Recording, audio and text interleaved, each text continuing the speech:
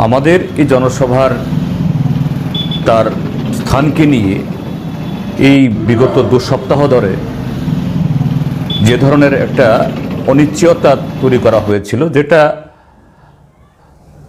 সম্পূর্ণ যে বলা যেতে পারে এই আননেসেসারি, অপ্রয়োজনীয় এবং একটা রাজনৈতিক সৌজন্যের পরিপন্থী এই ঘটনাগুলি ঘটেছে।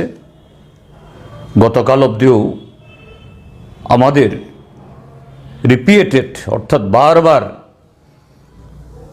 সরকারকে, প্রশাসনকে আমাদের তরফ থেকে এই সমস্ত ধরনের নিয়মকানুন মেনে এই সভা করার জন্য যে প্রচেষ্টা ছিল, একটা অসহযোগিতার একটা পরিবেশ তৈরি হয়েছিল। যাই হোক, আজকে সকাল থেকে তার হাল হয়েছে।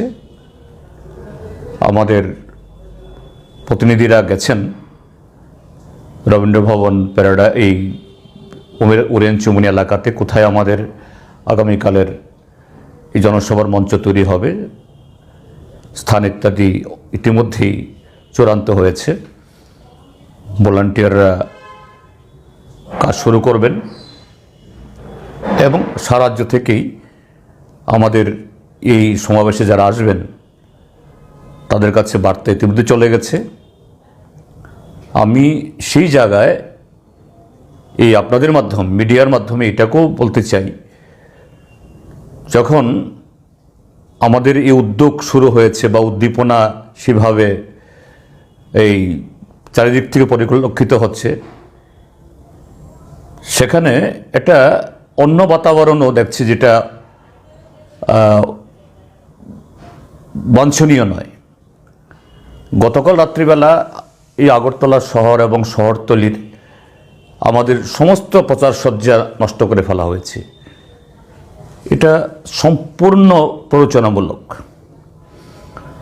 নতুন নগর এলাকাতে আমাদের সমর্থকদের দোকান ভেঙে দেওয়া হয়েছে এবং এদিকে বাধারঘাট এলাকাতেও এরকম কিছু হুমকি, ধমক এই দেওয়া ঘটনা ঘটেছে এবং বিভিন্ন জায়গাতে একটা শ্রমিক সংগঠনকে দিয়ে বাস, জিপ, ম্যাক্স মালিকরা যারা এই জনসভাতে গাড়ি দেওয়ার জন্য ইচ্ছুক, আমাদের তরফ